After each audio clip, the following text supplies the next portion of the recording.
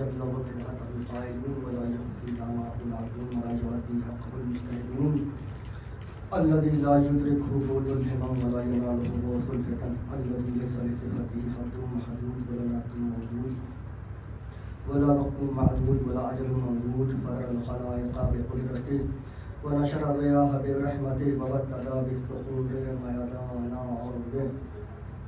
بسم الله الرحمن الرحيم. الحمد لله الذي هدانا لهذا وما كنا لنهتدي لولا أن هدانا الله.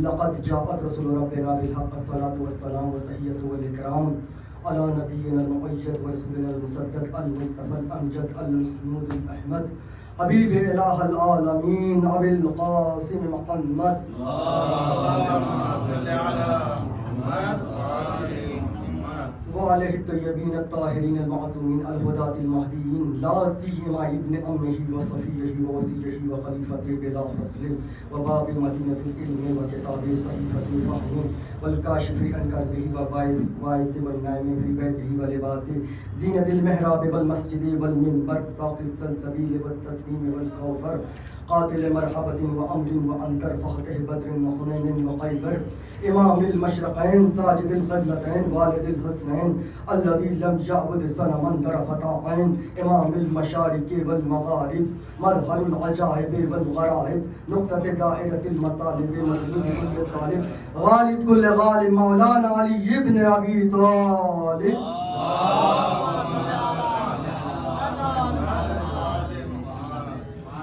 واللعنة الدائمة على أعدائهم وعندهم وظالمهم ومنكر فضائلهم والشاكين فيهم أجمعين.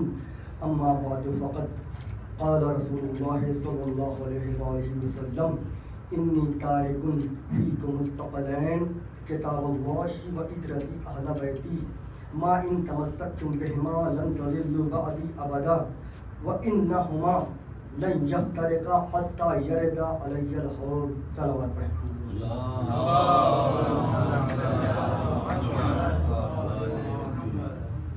عزیزان محترم، عزیزان من، صاحبان عقل و خرد، سرور کائنات محمد مصطفیٰ صلی اللہ علیہ وآلہ وسلم ارشاد فرماتے ہیں کہ میں تمہارے درمیان دو گراں قدر چیزیں چھوڑے جا رہا ہوں، دو وزنی چیزیں چھوڑے جا رہا ہوں، دو بھاری چیزیں چھوڑے جا رہا ہوں. ایک اللہ کی کتاب، دوسرے اپنی عطرت کو. جو ان دونوں سے وابستہ رہے گا، جو ان دونوں سے متمسک رہے گا، وہ میرے بعد کبھی گمراہ نہیں ہوگا. اور یہ قرآن اور اہل بیت ایک دوسرے سے کبھی جدا نہیں ہوں گے یہاں تک کہ میرے پاس حوض کوثر تک پہنچ جائیں. عزیزان محترم، اس میں ایک لفظ آیا ہے عطرت. عطرت سے مراد کیا ہے؟ عطرت کا معنی کیا ہے؟ عطرت سے مراد کیا ہے؟ عربی لغت کی سب سے بڑی کتاب لسان العرب جو 18 جلدوں میں ہے، اس کتاب میں لکھا ہوا ہے کہ عطرت سے کیا مراد ہے، عطرت کا معنی کیا ہے. پہلے تو یہ بتاتے ہیں اس کتاب کو لکھنے والے، اختراع کرنے والے کون ہیں. اس کتاب کے لکھنے والے ابن منظور ہیں جو علی کے شیعہ ہیں. باب مدینۃ العلم کے در کا غلام، جو اس در کا غلام ہوتا ہے اسے ہی یہ امتیاز حاصل ہوتا ہے، یہ اعزاز حاصل ہوتا ہے. اس کتاب میں لکھا ہوا ہے عطرت سے مراد اخص و اقربائہ، اخص و اقربائہ، رسول کے قریب ترین، نزدیک ترین رشتہ دار. اخص کا لفظ کیوں استعمال کیا؟ اخص کا لفظ کیوں ذکر کیا؟ کیونکہ رسول کے جہاں پہ رسول تھے وہاں پہ ایسے لوگ تھے وہ اس حدیث کو سن کر یہ دعویٰ کر سکتے تھے کہ میں بھی رسول کا رشتہ دار ہوں، میں بھی رسول کا رشتہ دار ہوں، میں بھی اس حدیث کا مصداق ہوں. اس لیے لفظ اخص کو ذکر کیا گیا. لفظ اخص سے مراد رسول کے نزدیک ترین، قریب ترین خاص رشتہ دار. اب آتے ہیں حدیث کی طرف. رسول اکرم نے فرمایا کہ میں تمہارے درمیان دو گراں قدر چیزیں چھوڑے جا رہا ہوں، دو وزنی چیزیں چھوڑے جا رہا ہوں. ایک اللہ کی کتاب، دوسرے اپنے نزدیک ترین قریب ترین رشتہ داروں کو کیا فرمایا رسول اکرم نے؟ میں تمہارے درمیان دو گراں قدر چیزیں چھوڑے جا رہا ہوں، ایک اللہ کی کتاب، دوسرے اپنے اہل بیت کو۔ جو ان دونوں سے وابستہ رہے گا، جو ان دونوں سے متمسک رہے گا، وہ کبھی گمراہ نہیں ہوگا، وہ کبھی گمراہ نہیں ہوگا۔ مسلمانوں نے کیا کیا؟ قرآن کو لے لیا، اہل بیت کو چھوڑ دیا، کہا کہ قرآن میرے لیے کافی ہے۔ یہی وجہ ہے کہ مسلمان آج بھی گمراہ ہے۔ کیوں؟ اس لیے کہ رسول اکرم نے فرمایا کہ جب ان دونوں کو، قرآن اور اہل بیت کو ساتھ ساتھ لے کر چلو گے تبھی گمراہیت سے بچو گے۔ اگر ان دونوں میں سے کسی ایک کو بھی چھوڑا گمراہ ہو جاؤ گے۔ صلوات پڑھیں محمد والے محمد۔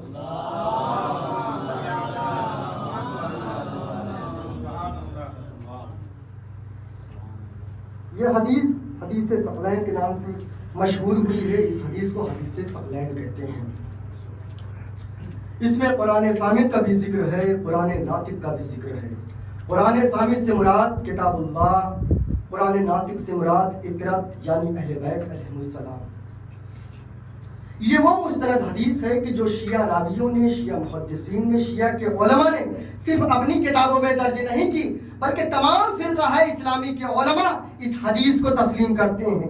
یہاں تک تسلیم کرتے ہیں کہ اس حدیث میں اختلاف نہیں ہے بلکہ مقام بیان میں اختلاف ہے۔ کیا کہا رسول نے؟ اس میں اختلاف نہیں ہے۔ کہاں کہا؟ اس میں اختلاف ہے۔ کچھ افراد کا کہنا یہ ہے رسول نے یہ حدیث مکے پہنچنے کے بعد عرفات کے موقع پر بیان کی۔ کچھ افراد کا کہنا یہ ہے رسول نے یہ حدیث میدان غدیر میں خطبہ غدیر میں بیان کی۔ کچھ افراد کا کہنا یہ ہے رسول نے یہ حدیث مدینے پہنچنے کے بعد مدینے کے منبر سے بیان کی۔ کچھ افراد کا کہنا یہ ہے رسول نے یہ حدیث وقت آخر بستر سے بیان کی۔ بہرحال اس حدیث میں اختلاف نہیں ہے بلکہ مقام بیان میں اختلاف ہے۔ کیا کہا رسول نے؟ اس میں اختلاف نہیں ہے۔ کہاں کہا؟ اس میں اختلاف ہے۔ ابن حجر مکی جو اہل سنت کے بہت بڑے عالم تھے، ان کی کتاب ہے صواعق محرقہ۔ وہ اپنی کتاب صواعق محرقہ میں لکھتے ہیں کہ اس حدیث میں اختلاف نہیں ہے بلکہ مقام بیان میں اختلاف ہے۔ کیا کہا رسول نے؟ اس میں اختلاف نہیں ہے بلکہ کہاں کہا؟ اس میں اختلاف ہے، جو بھی عرض کیا۔ ابن حجر مکی اپنی کتاب صواعق محرقہ میں آگے لکھتے ہیں کہ کچھ افراد کا کہنا یہ ہے رسول نے یہ حدیث مکے پہنچنے کے بعد عرفات کے موقع پر بیان کی۔ کچھ افراد کا کہنا یہ ہے رسول نے یہ حدیث میدان غدیر میں خطبہ غدیر میں بیان کی۔ کچھ افراد کا کہنا یہ ہے رسول نے یہ حدیث مدینے پہنچنے کے بعد مدینے کے منبر سے بیان کی۔ کچھ افراد کا کہنا یہ ہے رسول نے یہ حدیث وقت آخر بستر سے بیان کی۔ ابن حجر مکی آگے لکھتے ہیں کہ میری تحقیق یہ ہے جس نے عرفات کے موقع پر نہ سنی ہو وہ خطبہ غدیر میں سن لے، جس نے خطبہ غدیر میں نہ سنی ہو وہ مدینے کے منبر سے سن لے، مدینے کے منبر سے سن لے، اور جس نے مدینے کے منبر سے نہ سنی ہو وہ وقت آخر بستر سے سن لے۔ ابن حجر مکی آگے لکھتے ہیں رسول نے اس حدیث کی بار بار تکرار کی تاکہ کوئی راہ فرار نہ رہ جائے۔ صلوات پڑھیں محمد والے محمد۔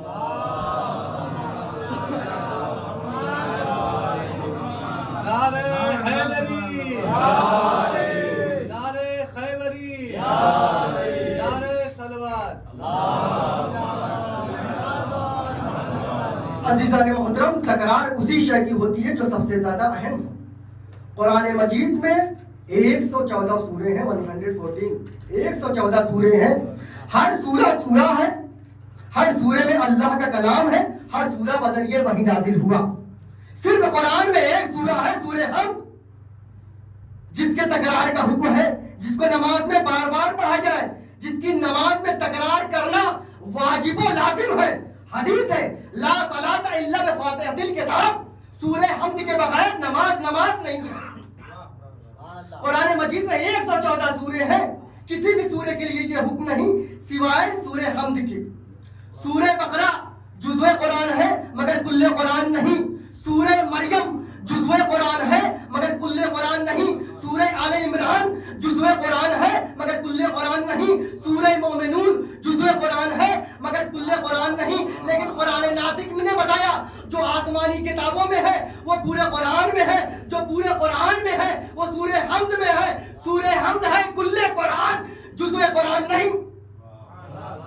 سورہ حمد ہے کل قرآن، جزء قرآن نہیں. اگر کل قرآن کی نماز میں تلاوت نہ کی جائے، اگر کل قرآن کی نماز میں تلاوت نہ کی جائے تو نماز نماز نہیں ہے. نماز کیا ہے؟ واجب یا مستحب؟ نماز ہے واجب. علی کیا ہے؟ کل ایمان، صاحب ایمان نہیں. سورہ حمد کیا ہے؟ کل قرآن، جزء قرآن نہیں. توجہ چاہتا ہوں، توجہ کا طالب ہوں. جب کل قرآن کے بغیر، جب کل قرآن کے بغیر نماز نماز نہیں ہے تو جو کل ایمان ہو اس کی ولایت کا اقرار کیے بغیر مستحب اذان اذان کہاں سے؟ صلوات پڑھیں محمد والے.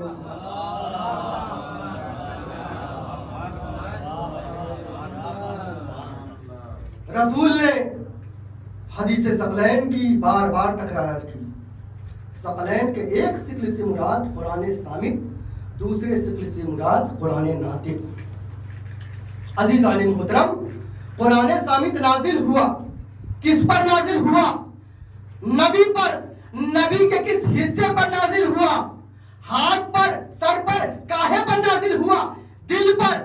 کافر کا دل اور ہے، مومن کا دل اور ہے. کافر کا دل گوشت کا لوتھڑا ہوتا ہے، مومن کے دل کے لیے حدیث ہے مومن کا دل کعبہ ہوتا ہے. مومن کا دل کعبہ ہوتا ہے. جب عام مومن کا دل کعبہ تو نبی کا دل، لوگوں نے کہا کہ نبی کا دل بھی کعبہ ہوگا. توجہ چاہتا ہوں، توجہ کا طالب ہوں. جب قرآن صامت کو، جب قرآن صامت کو جسم کے کعبے میں اتارا جائے تو تقاضا یہ ہے کہ قرآن ناطق کو خانہ کعبہ. صلوات پڑھیں محمد والے محمد.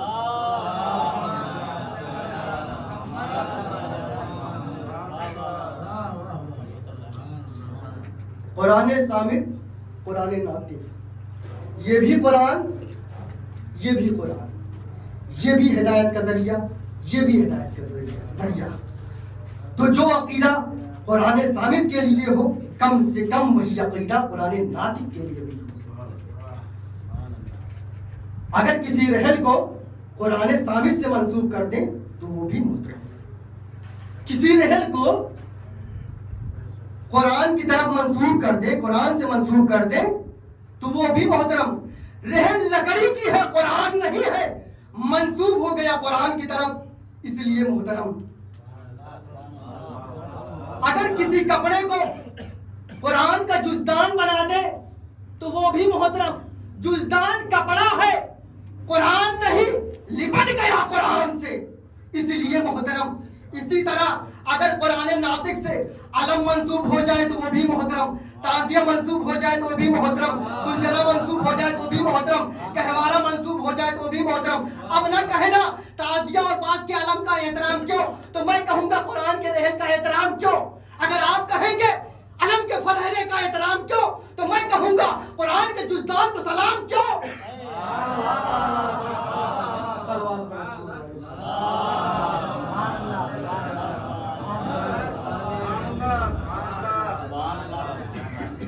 رسول اکرم نے فرمایا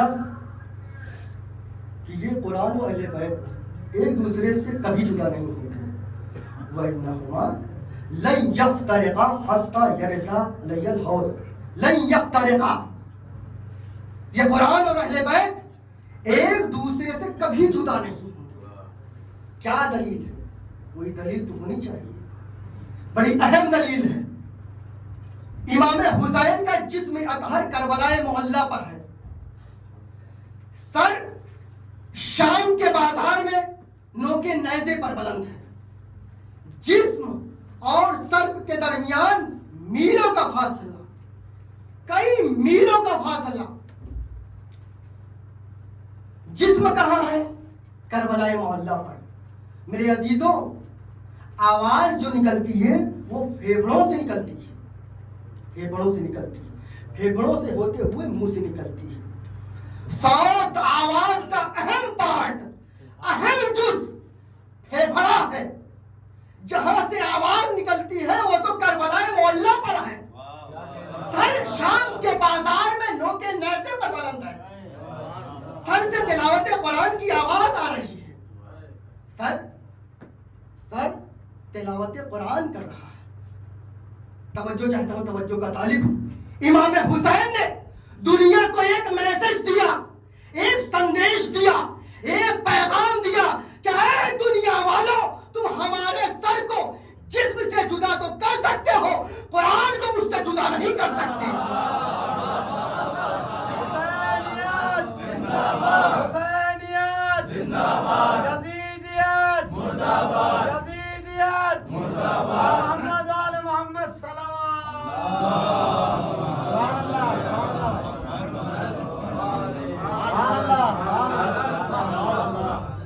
تفسیر صافی میں ہے، امام جعفر صادق علیہ السلام سے روایت،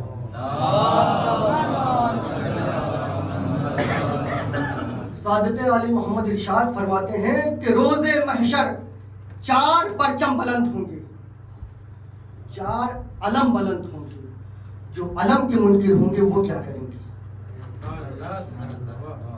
4 پرچم بلند ہوں گے، پہلے پرچم کے نیچے رسول اکرم آئیں گے، پہلے گروہ سے پوچھیں گے یہ بتاؤ تم نے قرآن و اہل بیت کا کیا کیا؟ تو پہلا گروہ کہے گا نہ ہم نے قرآن کو مانا نہ ہم نے اہل بیت کو مانا، رسول اکرم کہیں گے تمہارے لیے شفاعت نہیں۔ پھر رسول اکرم دوسرے پرچم کے نیچے آئیں گے اور دوسرے گروہ سے پوچھیں گے یہ بتاؤ تم نے قرآن و اہل بیت کا کیا کیا، اس کے بارے میں تمہارا کیا عقیدہ رہا؟ وہ دوسرا گروہ کہے گا ہم نے صرف قرآن کو مانا، اہل بیت کو نہیں مانا، رسول اکرم فرمائیں گے تمہارے لیے بھی شفاعت نہیں۔ پھر تیسرے پرچم کے نیچے آئیں گے اور تیسرے گروہ سے پوچھیں گے یہ بتاؤ تم نے قرآن و اہل بیت کا کیا کیا، تو تیسرا گروہ کہے گا ہم نے صرف اہل بیت کو مانا، قرآن کو نہیں مانا، رسول اکرم کہیں گے تمہارے لیے بھی شفاعت نہیں۔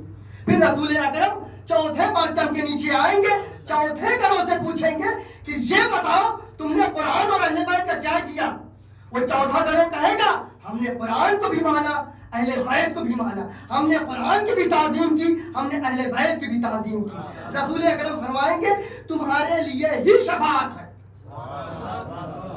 اس علم کے علم بردار مولا علی ہوں گے، رسول اکرم مولا علی سے کہیں گے انہیں حوض کوثر پر لے جاؤ، کیوں؟ اس لیے کہ انہی کے لیے شفاعت بھی ہے، انہی کے لیے کوثر بھی ہے، انہی کے لیے جنت بھی ہے۔ صلوات پڑھیں محمد والے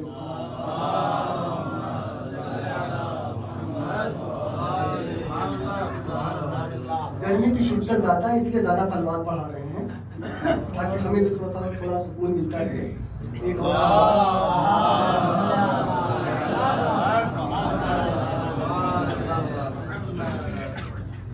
مبلغ اعظم مولانا اسماعیل دیوبندی، نام تو سنا ہوگا، بڑا معروف نام ہے، بہت بڑے مناظر گزرے ہیں، وہ اپنی کتاب، ان کی ایک کتاب بھی ہے مبلغ اعظم، اور اپنی کتاب مبلغ اعظم میں یہ ذکر کرتے ہیں کہ ریاض النظرہ میں ہے، بی بی عائشہ فرماتی ہیں کہ جب بھی میرے بابا میرے گھر آتے تھے تو علی کے چہرے کی طرف دیکھتے رہتے تھے۔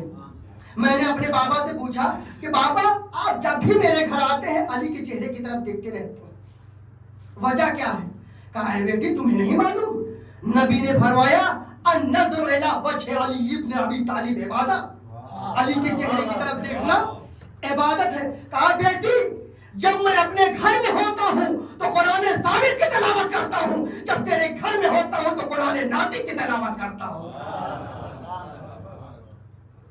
عزیزان محترم، قرآن صامت شفا بھی ہے، قرآن صامت دعا بھی ہے، قرآن صامت وسیلہ بھی ہے، قرآن صامت شفا بھی ہے۔ امن یجیب المضطر اذا دعاہ ویکشف السوء، قرآن صامت دعا بھی ہے۔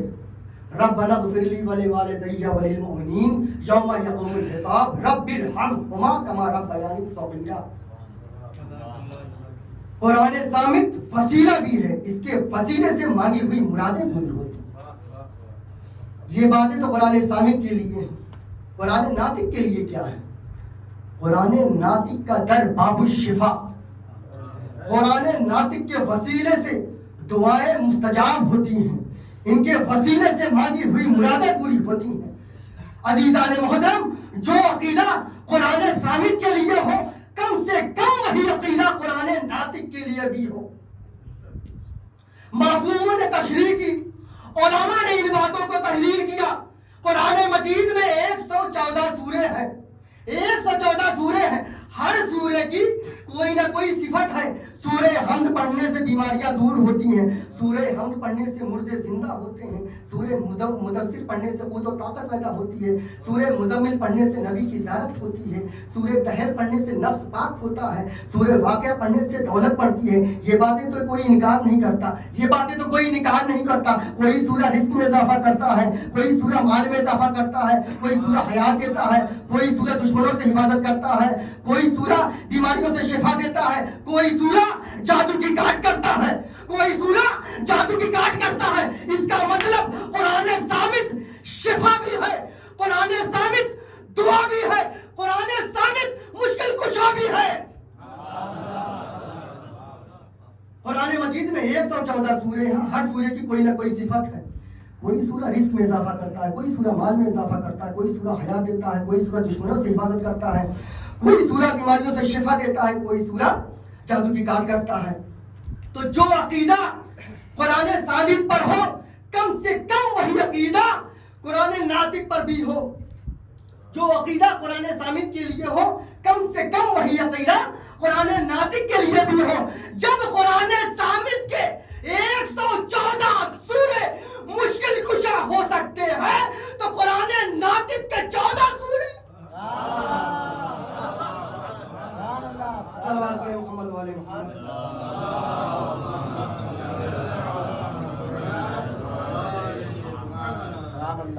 ایک اور صلوات۔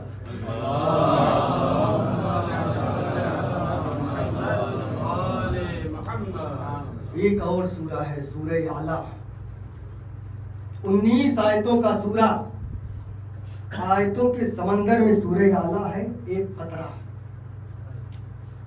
مختصر سا سورہ، چھوٹا سا سورہ۔ رسول اکرم فرماتے ہیں جو روزانہ سورہ اعلیٰ کی تلاوت کرے اس پر جنت واجب۔ رسول اکرم فرماتے ہیں جو روزانہ سورہ اعلیٰ کی تلاوت کرے اس پر جنت واجب۔ معصوم نے کیا فرمایا؟ جو حسین پر روئے رلائے اس پر جنت واجب۔ یہاں تک کہ روایتوں میں ملتا ہے کہ مچھر کے پر کے برابر اگر آنسو نکل آئے جنت واجب۔ امام نے فرمایا جو روئے رلائے اس پر جنت واجب۔ امام کا وعدہ ہے، امام نے جن عزاداروں سے یہ وعدہ کیا ان میں ان کا ایک غلام ابو بصیر بھی تھا جو صاحبی امام بھی تھا۔ ابو بصیر کا ایک شامی سے ہوا مناظرہ کرتے کرتے ابو بصیر نے اس شامی سے کہا یہ نماز روزہ حج کاہے کے لیے کرتا ہے؟ اس نے کہا جنت کے لیے۔ ابو بصیر نے کہا جنت میں جانے کا صرف ایک راستہ ہے، جسے میں نے امام مانا اسے تو بھی امام مان لے۔ شامی نے کہا کیا مجھے جنت ملے گی؟ ابو بصیر نے کہا میں وعدہ کرتا ہوں تجھے جنت ملے گی۔ اس کے انتقال کا وقت قریب آیا، اس نے ابو بصیر کو بلوایا۔ ابو بصیر آئے، کہا کہ اے ابو بصیر تیرے کہنے پر بزرگوں کے مذہب کو چھوڑا، اماموں سے رشتہ جوڑا۔ اے ابو بصیر میں اس دنیا سے جا رہا ہوں، تو نے وعدہ کیا تھا جنت دلوائے گا۔ ابو بصیر نے کہا ہاں میں وعدہ کرتا ہوں تجھے جنت ملے گی۔ اس کا انتقال ہو گیا، تکفین ہو گئی، تدفین ہو گئی۔ کچھ دنوں کے بعد ابو بصیر خدمت امام میں پہنچے۔ جیسے ہی ابو بصیر خدمت امام میں پہنچے، امام نے فرمایا اے ابو بصیر پریشان نہ ہونا، وعدہ تو نے کیا پورا میں نے کیا۔ جو غلام کے وعدے کی لاج رکھے اس کا اپنا وعدہ۔ عزیزان محترم ایک اور سورہ ہے سورہ قدر، اس کی بڑی فضیلت ہے۔ یہ قرآن مجید کا سورہ بھی ہے اور آل محمد کا قصیدہ بھی ہے. انا انزلناہ فی لیلۃ القدر، ہم نے قرآن کو شب قدر میں نازل کیا. وما ادراک ما لیلۃ القدر، تمہیں کیا معلوم کہ لیلۃ القدر کیا ہے؟ انا انزلناہ فی لیلۃ القدر، ہم نے قرآن کو شب قدر میں نازل کیا. کب نازل کیا؟ 1400 برس پہلے. آج بھی جب قدر کی رات آتی ہے، شب قدر آتی ہے، مسجدیں سجائی جاتی ہیں، حافظ بلائے جاتے ہیں، تلاوت قرآن کرائی جاتی ہے. ہم نے کہا ماہ رمضان میں ایک رات اتنی خاص کیوں؟ کہا کہ قرآن نازل ہوا. کہا کہ قرآن نازل ہوا. معلوم یہ ہوا قرآن صامت جس دن جس رات دنیا میں آیا وہ دن عام نہیں ہوتا، وہ دن بھی خاص ہوتا ہے. اگر 13 رجب کو قرآن ناطق آئے، عزیزان محترم، اس میں خاص کیا ہے؟ انا انزلناہ فی لیلۃ القدر، ہم نے قرآن کو شب قدر میں نازل کیا. وما ادراک ما لیلۃ القدر، تمہیں کیا معلوم کہ لیلۃ القدر کیا ہے؟ لیلۃ القدر خیر من الف شہر، لیلۃ القدر 1000 مہینوں سے بہتر ہے. تنزل الملائکۃ والروح فیہا، اس میں ملائکہ اور روح نازل ہوتے ہیں، ہوتے رہیں گے.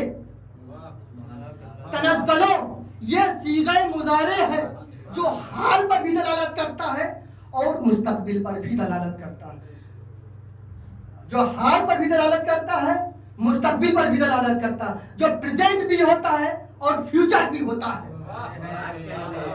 اس بات کو مثال کے ذریعے واضح کرنا چاہتا ہوں. مثال کے طور پر میں ایک دروازے کے سامنے پہنچا، دیکھا دروازے پہ تالا لگا ہوا ہے. وہاں جو آس پاس رہنے والے تھے اطراف میں نے کہا یہاں سناٹا کیوں ہے؟ تو ان لوگوں نے کہا جب کوئی رہتا نہیں، سناٹا نہیں ہوگا تو کیا ہوگا.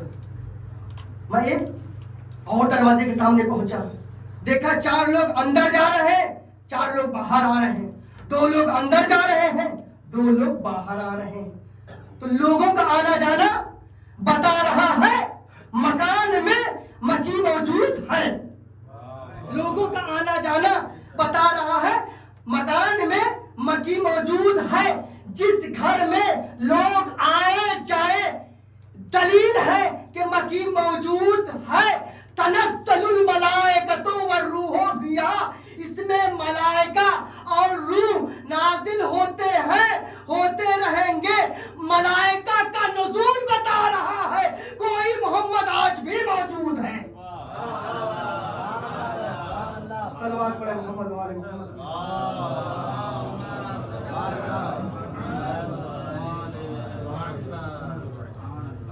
بس میرے عزیزوں، فضائل کتنے بھی پڑھ لیے جائیں، جب تک مصائب نہ پڑھا جائے حق مجلس ادا نہیں ہوتا. روایت میں ہے کہ ہر مجلس میں کوئی آئے یا نہ آئے 3 بیویاں ضرور آتی ہیں. جنت البقیع سے اپنی ٹوٹی ہوئی پسلیوں کو سنبھالے ہوئے شہزادی زہرا آتی ہیں. شام سے شہزادی زینب آتی ہیں.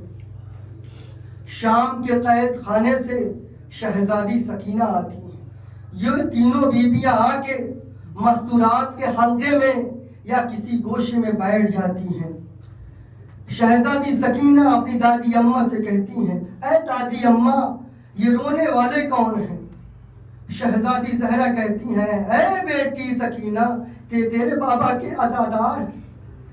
جناب سکینہ کہتی ہیں، اے دادی اماں اگر یہ کربلا میں ہوتے شمر مجھے تماچے نہ مارتا، مجھے تازیانے نہ پھاڑتا. عزاداروں، آج اس شہزادے کا تذکرہ کرنا ہے، اس شہزادے کے مصائب پڑھنا ہے جسے ہم شکل پیمبر کہا جاتا ہے، جسے شبیہ رسول کہا جاتا ہے. عزاداروں، کربلا کے میدان میں اصحاب و انصار اعزا و اقربا جب جامع شہادت کو نوش فرما چکے، لشکر حسینی میں علی اکبر کے سوا کوئی نہ بچا، تو علی اکبر باپ کی خدمت میں آتے ہیں، کہتے ہیں بابا جان مجھے مرنے کی اجازت دیجیے۔ باپ نے بیٹے کو حسرت بھری نگاہوں سے دیکھا، کہا ہے بیٹا علی اکبر، کیا کوئی باپ بھی اپنے بیٹے کو مرنے کی اجازت دے سکتا ہے؟ لیکن اے بیٹا علی اکبر، یہ وقت کی بات ہے، کل میرے نانا نے میری جان بچانے کے لیے اپنے بیٹے ابراہیم کو مجھ پر قربان کر دیا تھا، آج دین بچانے کے لیے تمہاری قربانی اور خون کی ضرورت ہے۔ اے بیٹا علی اکبر، میں اجازت تو دیتا ہوں، پہلے خیمے میں ماں پھوپھی سے رخصت ہو آؤ۔ عزاداروں، علی اکبر خیمے میں آئے، بیویوں نے علی اکبر کو حلقے میں لے لیا، خاص کر جناب زینب کا عجیب حال تھا۔ اے بیٹا علی اکبر، کیا میں نے 18 برس تک اسی لیے پالا تھا؟ عالم غربت میں تم میرا ساتھ چھوڑ کر چلے جاؤ۔ ادھر ام لیلا فرماتی ہے، اے بیٹا علی اکبر، تمہارے لیے میرے دل میں اتنے ارمان تھے، شادیاں رچاؤں گی، دولہا بناؤں گی، مگر میرے سارے ارمان ہاتھ میں مل گئے۔ اب تو میری قسمت میں لکھا ہے کہ اس چاند سے سورج کو خاک خون میں غرقہ دیکھوں۔ جزاک اللہ، جزاک اللہ۔ عزاداروں، ام لیلا نے کہا، اے بیٹا جاؤ، خدا حافظ۔ عزاداروں، حمید ابن مسلم کہتا ہے کہ جب علی اکبر رخصت آخر کے لیے خیمے میں آئے تو بار بار خیمے کا پردہ اٹھتا تھا، بار بار گرتا تھا۔ ایسا لگتا تھا کہ جب علی اکبر نکلنا چاہتے تھے تو بیویاں دامن تھام لیتی تھیں۔ عزاداروں، حمید ابن مسلم آگے لکھتا ہے کہ علی اکبر خیمے سے یوں برآمد ہوئے جیسے بھرے گھر سے کسی جوان کی میت نکل رہی ہے۔ عزاداروں، اہل حرم سے رخصت ہو کر علی اکبر باپ کی خدمت میں آئے، کہا بابا جان مجھے میدان جنگ کی طرف رخصت کیجیے۔ عزاداروں، جس وقت امام حسین علی اکبر کو رخصت کر رہے تھے، اس وقت امام حسین نے علی اکبر سے کہا، اے بیٹا علی اکبر، جب تک آمنا سامنا رہے اس ضعیف باپ کو مڑ مڑ کر دیکھتے رہنا۔ عزاداروں، امام حسین نے ادھر علی اکبر کو رخصت کیا، ادھر امام حسین نے اپنے ہاتھوں کو آسمان کی طرف بلند کیا، کہا پروردگارا تو گواہ رہنا، میرا وہ فرزند جو صورت و سیرت میں، رفتار و گفتار میں تیرے رسول کے مشابہ تھا، جب تیرے رسول کی زیارت کرنا چاہتا تھا تو اپنے بیٹے علی اکبر کی زیارت کرتا تھا۔ جزاک اللہ، جزاک اللہ، جزاک اللہ۔ عزاداروں، ابھی علی اکبر کچھ دور چلے تھے، پیچھے کسی کے آنے کی آواز سنی۔ جب پیچھے مڑ کر دیکھا تو کیا دیکھا؟ ضعیف باپ ہے، کمر پر ہاتھ رکھے ہوئے چلا آ رہا ہے۔ علی اکبر نے کہا، بابا آپ تو مجھے رخصت کر چکے، اب کیوں واپس آ رہے ہیں؟ عزاداروں، صاحب اولاد کے لیے یہ جملہ امام حسین نے کہا، اے بیٹا علی اکبر، کاش تم صاحب اولاد ہوتے تو تمہیں اندازہ ہوتا اس وقت حسین کے دل پر کیا گزر رہی ہے۔ عزاداروں، علی اکبر الوداع کہہ کے میدان جنگ میں آئے، ہاشمی کے شیر نے اس طرح سے بڑھ بڑھ کر حملہ کیا، 120 دشمنوں کو واصل جہنم کر دیا۔ عزاداروں، بعض روایت میں ملتا ہے کہ جب علی اکبر مصروف جنگ تھے، امام حسین ایک بلندی پر کھڑے ہو کر علی اکبر کی جنگ کو دیکھ رہے تھے، اور ام لیلا در خیمہ پر کھڑی ہو کر امام حسین کے چہرے کو دیکھ رہی تھی۔ ایک مرتبہ امام حسین کے چہرے کا رنگ متغیر ہوا، ام لیلا نے پوچھا، اے میرے والی و وارث، میرا لال ٹھیک تو ہے نا؟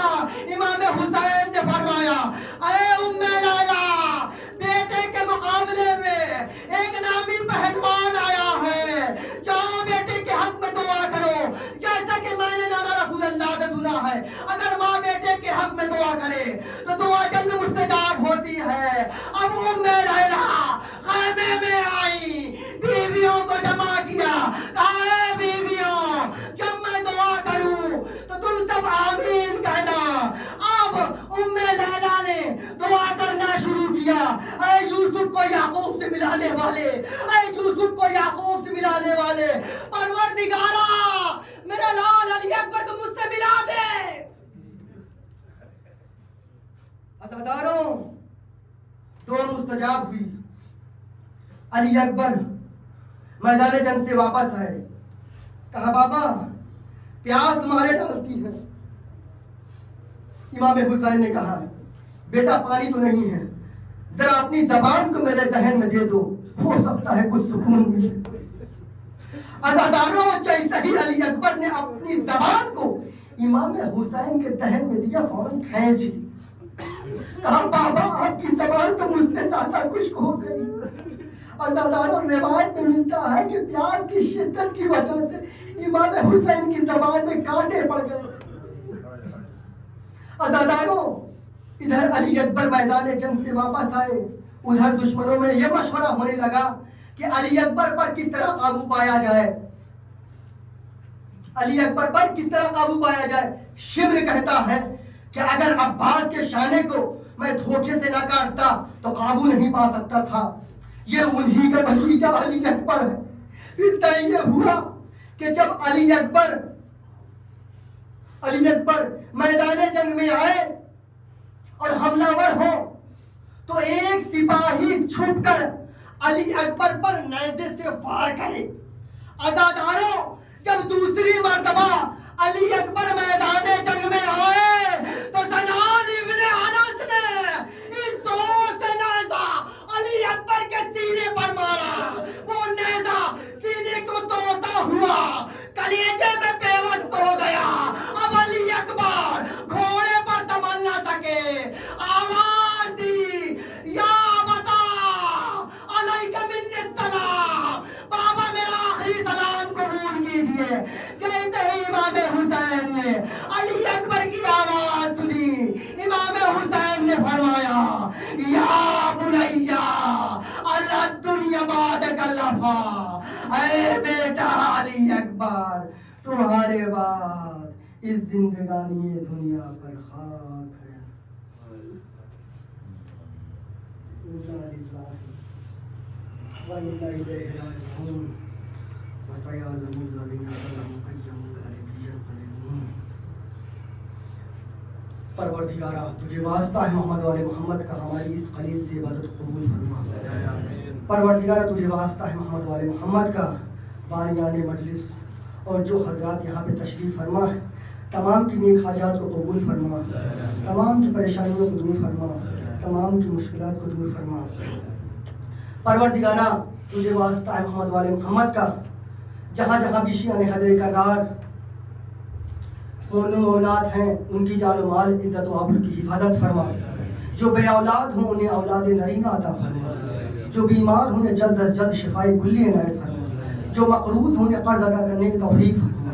تمام شیعہ حیدر کرام مومن و مومنات کو حج و زیارات سے مشرف فرما.